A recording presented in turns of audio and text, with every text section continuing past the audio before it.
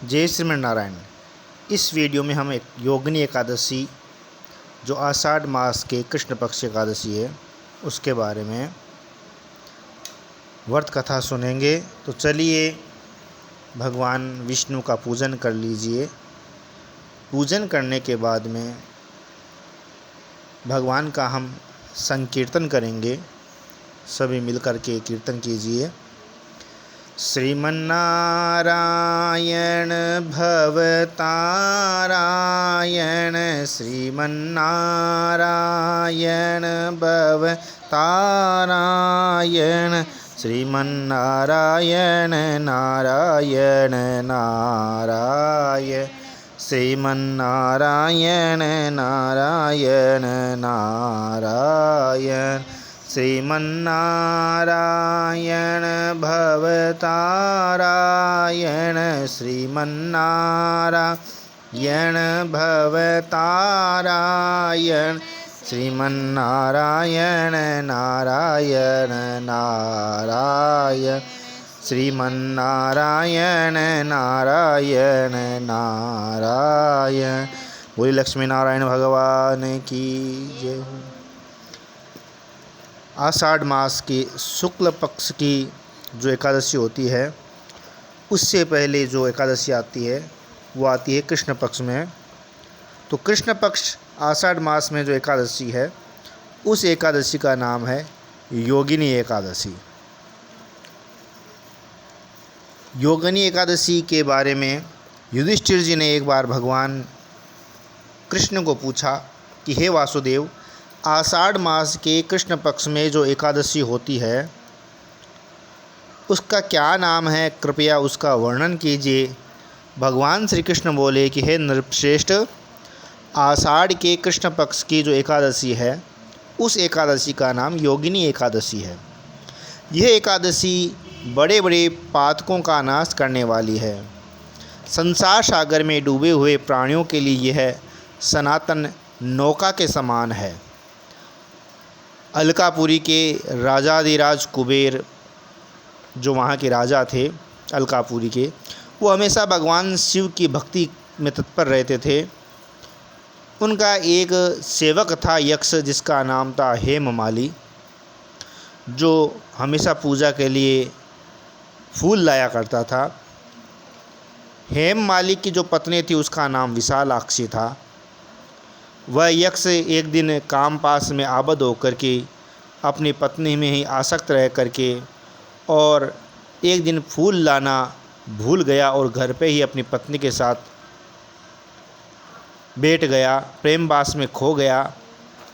कुबेर इधर भवन में भगवान शिव के मंदिर में पूजन करने लगा, लेकिन दोपहर हो गई फिर भी अभी तक फूल लेकर के वह यक्ष नहीं आया। तो उसने अपने दूसरे यक्ष राजों को बुलाया और पूछा कि देखो वह हेममाली यक्ष क्यों नहीं आया। यक्षों ने कहा, राजन, वह तो अपनी पत्नी की कामना में आसक्त होकर घर में ही रमण कर रहा है। यह सुनकर के कुबेर क्रोध से भर गए और तुरंत ही हेममाली को बुलवाया। वह आकर के कुबेर के सामने खड़ा हो गया। उसे देख करके कुबेर बोले, ओ पापी, अरे दुष्ट, ओ दुराचारी, तूने भगवान की अवहेलना की है। अतः कोढ़ से युक्त होकर के और अपनी उस प्रियतमा से विमुक्त होकर इस स्थान से भ्रष्ट होकर अन्यत्र चले जाओ। कुबेर के ऐसा श्राप देने से वह यक्ष नीचे आ गिरा और कोढ़ से सारा शरीर पीड़ित हो गया। लेकिन शिव की पूजा के कारण उसकी स्मरण शक्ति लुप्त नहीं हुई।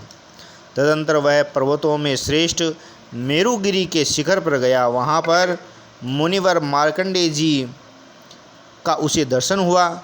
पाप कर्मा यक्ष ने मुनि के चरणों में प्रणाम किया। हे मुनीश्वर मार्कंडेय जी, आप ही मेरी रक्षा कीजिए। तो मुनीश्वर मार्कंडेय जी ने कहा और देखा कि वह काँप रहा है, तो बोले कि तुम काँप रहे हो, ये कोढ़ जैसा रोग से तुम कैसे दब गए, ये कोढ़ का रोग कैसे लगा। यक्ष बोला, मुने, मैं कुबेर का अनुचर हेममाली हूँ। मैं प्रतिदिन मानस सरोवर से फूल लाकर शिव पूजा के समय कुबेर को दिया करता था। एक दिन पत्नी सहवास के सुख में फंस जाने के कारण मुझे समय का ज्ञान नहीं रहा और राजाधिराज कुबेर ने कुपित होकर के मुझे शाप दे दिया, जिससे मैं कोढ़ में आक्रांत होकर अपनी प्रियतमा से बिछुड़ गया हूँ। हे मुनिश्रेष्ठ, संतों का चित्त तो स्वभावतः परोपकार में लगा रहता है। संत तो हमेशा लोगों का परोपकार ही करते हैं। यह जानकर ही मैं आपके पास आया हूँ, आप ही मेरी सहायता कीजिए। मार्कंडेय जी ने कहा, तुमने यहाँ सच्ची बात कही है, इसलिए मैं तुम्हें कल्याणप्रद जो व्रत है उसका उपदेश करता हूँ। तुम आषाढ़ मास के कृष्ण पक्ष की योगिनी एकादशी का व्रत करो। इस व्रत के पुण्य से तुम्हारा कोढ़ निश्चय ही दूर हो जाएगा। भगवान श्री कृष्ण कहते हैं, हे राजन, हे युधिष्ठिर, मार्कंडेय जी के उपदेश से उसने योगिनी एकादशी का व्रत किया और जिससे उसके शरीर की कोढ़ दूर हो गई। उस उत्तम व्रत का अनुष्ठान करने पर वह पूर्ण सुखी हो गया। हे नृपश्रेष्ठ, यह योगिनी का व्रत ऐसा पुण्यशाली है कि 88,000 ब्राह्मणों को भोजन कराने से जो फल मिलता है, वही फल योगिनी एकादशी का व्रत करने वाले मनुष्यों को मिलता है। योगिनी महान पापों को शांत करने वाली है और महान पुण्य फल देने वाली है।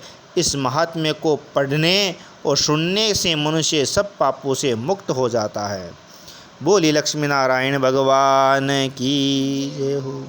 श्रीमन्नारायण भवतारायण, श्रीमन्नारायण भवतारायण,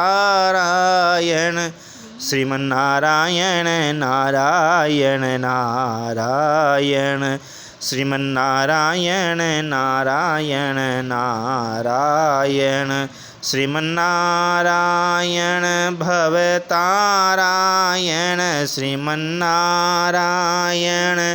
भवतारायण, श्रीमन्नारायण नारायण नारायण, श्रीमन्नारायण नारायण नारायण। बोली लक्ष्मी नारायण भगवान की जय हो। सज्जनों, इस चैनल को आप सब्सक्राइब कर लीजिए और वीडियो को लाइक करना, ज़्यादा से ज़्यादा लोगों तक इसको पहुंचाना, शेयर करना और हमसे जुड़े रहने के लिए, धार्मिक ग्रंथों से जुड़े हुए रहने के लिए और अनुष्ठानों से जुड़े हुए रहने के लिए, धार्मिक कथा कहानियों से जुड़े हुए रहने के लिए आप हमारे चैनल को सब्सक्राइब कर लीजिए। धन्यवाद। बोले लक्ष्मी नारायण भगवान की जय हो।